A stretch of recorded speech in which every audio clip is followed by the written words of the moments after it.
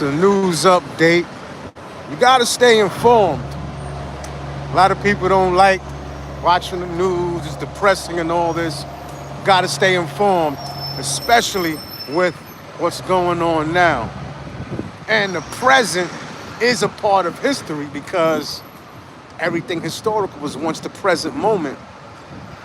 Then it became history at the blink of an eye in a split second. So welcome. So first, Australia beat Czech Republic in World Baseball Clásico 5-1.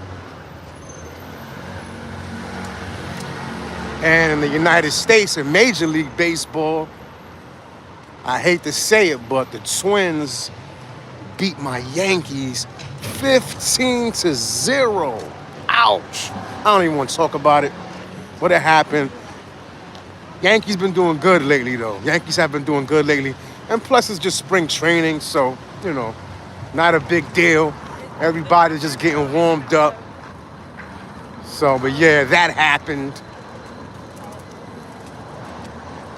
Trump is saying that Cuba will soon fall.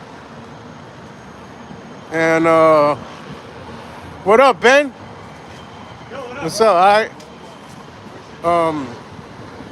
So he's saying Cuba will soon fall because they're dependent on that oil from Venezuela, which hasn't been popping off ever since Trump captured Maduro, the corrupt socialist president, or former corrupt socialist president of Venezuela, who's actually right here in Brooklyn locked up. And see, that's my thing too. Trump has done some great things, for the American people. But I feel like it's beginning to be overshadowed by all these other events he has going on. He might be spreading himself too thin, burning the candle at both ends. Like, my guy, you got the Venezuela thing going on, which that's not finalized yet. You got, of course, the elephant in the room, the Iran war. You got that going on, right? It's like, what else is there? You're also trying to stop the Russia-Ukraine war. Got too many things going on, my guy. It's going to overshadow your accomplishments. Stock market is down because of this whole situation. Iran has blocked off the Strait of Hormuz, which is between a strip of water sandwiched between Iran and Saudi Arabia. They have that blocked off.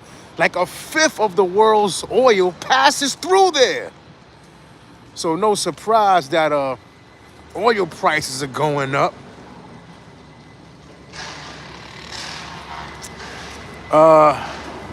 Someone asked, is either Iran or Venezuela really wars? Venezuela isn't, Iran is, but either which way, whether it's a war or not, my point being is that he's spreading himself too thin. You got all these different things going on. I would like to see, me personally, Trump spend more time focused on things that are gonna directly benefit Americans. Let's get some healthcare. Let's get some healthcare reform going on. I haven't seen anything about that. I did see. Shout out to my brother Mark. Love you, bro. Was putting me on to the Trump RX thing, where he's gonna have it where the United States citizens get the lowest possible prices on drugs. So that's good. He is doing things, but doing too much overseas. Iran is like they're ready for a ground fight. They're rejecting any sort of ceasefire talks. And we've been sinking most of their ships and killing most of their high-ranking military. But again, this is Israel's fight, and that just really boils my blood, to be honest. You know, this is Israel's fight. You know, there's no. It's warranted. As I said before, it's warranted what happened in you know, with us taking down the Iranian, the Ayatollah. However, I don't think it's something that we should have done. Just because something is beneficial doesn't mean you should do it. You know, you could rob a bank, for lack of a better example. You could rob a bank. That would be beneficial to get all that money, but it's not necessarily the best choice because you might spend 7 years in jail or more than that. So it was warranted. I don't think we should have stuck our nose in that. We should have just let Israel handle that. Israel has sophisticated weaponry. I've said this before.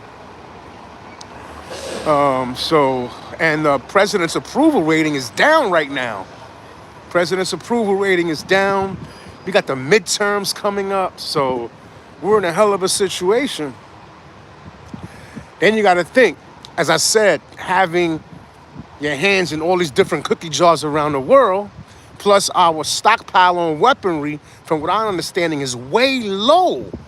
So this is why we're going so hard, trying to finish this thing off in a haste before we run out of certain essential weapons. So as we're caught up in all this Venezuela, Iran, imagine if China just swooped down, whoop, and just take Taiwan. What are we gonna do then? Just saying. China, by the way, hasn't sent a warship over in Taiwan airspace in about a week, which is odd for them. Maybe they're just sitting around watching what's happening intently and deciding what move they're gonna make. But thought that was odd. What else we got going on? Well, I will say this. I came across a good piece of information that definitely will benefit people. Was reading this book and it was talking about how happiness is not really based on physical things. It's not really based on how successful you feel you are in life. A person's level of happiness is really a biochemical thing. It's already established. Everybody has a certain range of happiness or sadness which they tend to gravitate towards. And that's really based on temperament. So that means, for instance, like, you know, say generally, and if you notice, we're generally in a certain mood. We may stray, go sad, go extra happy or whatever, but we tend to stay in a certain range. And that's biochemical. So say a person who's normally grumpy, grouchy, angry, frustrated, depressed or whatever, normally they're down in the dumps. If they would have hit the lotto, they may be happy like giddy or whatever for a few weeks, maybe a few months. But eventually they're going to go back to right where they were, that range. You can't beat the biochemistry. So that's something interesting to keep in mind. On the flip side of that, if a person's generally in a good mood, generally happy, generally feels content, even if they won $1 million, they're not going to get any more happier. They're going to pretty much stay within that same range. This is a heavy, heavy lesson, so keep this in mind. You know, no matter what's going to happen. I'm not saying you shouldn't strive for success or to better your life or self-improvement, but keep that in mind. That should alleviate some of your anxiety. You know, our temperament is our temperament. We can't really change that at all. We can take active steps and, you know, feeling the best we can, but your temperament is your temperament and you can't really change it.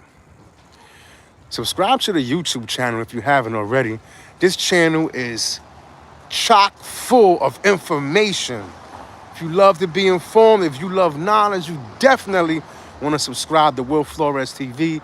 I'm on IG, if that's where you prefer to hang out. TikTok, I'm on there. I'm on X too, not so much though, but thank you for everybody who tuned in. Appreciate you. Share the live, share the live. Shout out to my guy SR the General, the host of Graph Champs, which I should be making an appearance on Graph Champs soon. Excited about that. Looking forward to it. We're kind of playing phone tag right now or I should say DM tag. But shout out to my guy SR, good dude. Check out the Graph Champs podcast. That's on YouTube too. If you're into the whole graffiti movement and New York culture. And I'll be coming with some stuff soon. I'll be coming with some more history. I'm working on the history of Iran. So look out for that. We got to keep all three eyes open in these times, people. When is my next stream? Shout out to Judy Thompson, 4712. Soon, can't say exactly when. I've just been getting back into the live stream thing. I mostly do videos, but I will be doing more live streams. So if not tomorrow, probably the day after. Just stay tuned to the channel and you'll be informed. Like I said, follow me, Will Flores TV, on all social media platforms. And if you would like to donate further to the channel, support the channel even further, because this research and all these things takes a lot of work, a lot of time, feel free to do so on Cash App or Venmo. And that's Will Flores TV. I'll catch y'all on the back end. Close the window on your way out.